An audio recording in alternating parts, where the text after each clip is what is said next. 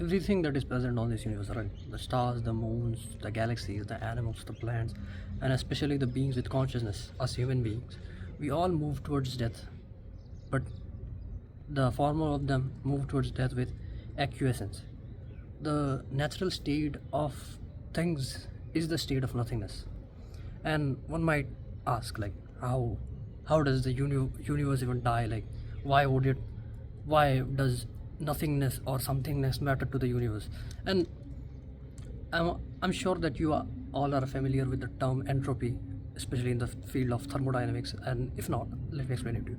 So entropy is basically when that every system in the universe, every physical system, moves towards a higher entropy. That means from a higher energy to a lower energy.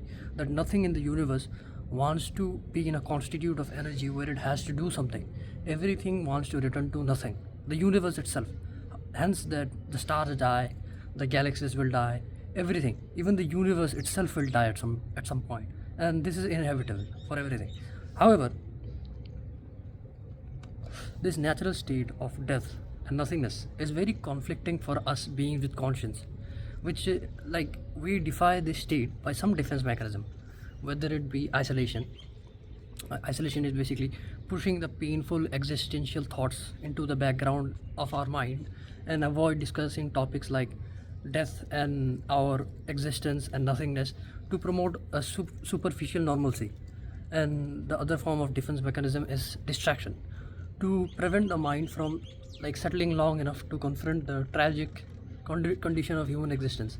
Constant reduction of attention from like through rapid forms of entertainment, be it social media, news, sports, anything.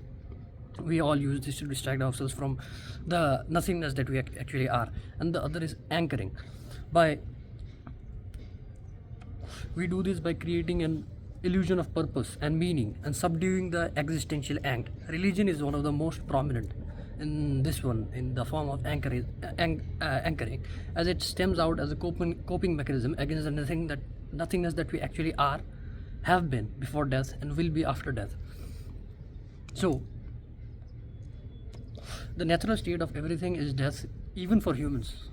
Because, see, for us to live, right, for us to live in a state, just to live, just for the bare minimum, we need to distract ourselves not only with just the necessities like food and shelter, but with distractions and entertainment and purpose and all this just to live. And because if we don't do these things, we are always considering the alternative, right?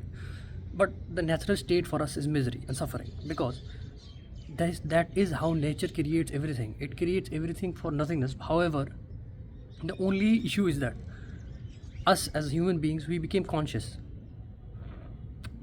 We became conscious and self-aware, and consequently a self-sabotaging machine for nature itself. However, we even found a solution to this self-sabotaging nature by by avoiding the nothingness, by creating the illusion of purpose and worthiness, right? We subdue this angst by the realm of religion, the easiest and biggest way to create the illusion of purpose. We all hope that we are here for something big, and not only for this world, because we realize that this world is nothing but a big cesspool. We create an entity, which is God, and we project our own insecurities upon it. The main one being the justification of our existence and nothingness. To justify our existence, right, we set a few standards by religion and morality and follow those conditions thoroughly to feel the illusion of deed and purpose, subsequently to justify our existence. Like, oh, I'm following the God's will, that's why I'm here to follow the God's will. I'm here in this world to follow the God's will, to do some good deeds. And to avoid the nothingness that we were before birth and will be after death, we create heaven and hell for us to live forever. Like the concept of nothingness, the concept of returning to nothingness, to be dead, is so unworldly and unfathomable by us that we create a purpose, that we create an illusion of eternal recurrence, whether it be good or bad, the concept of heaven and hell. Whether we go to heaven and hell, that does not matter, but what matters is that we will forever be something, that we will forever remain. But that is not truly the case, because no other being does that. Only us as human beings with consciousness.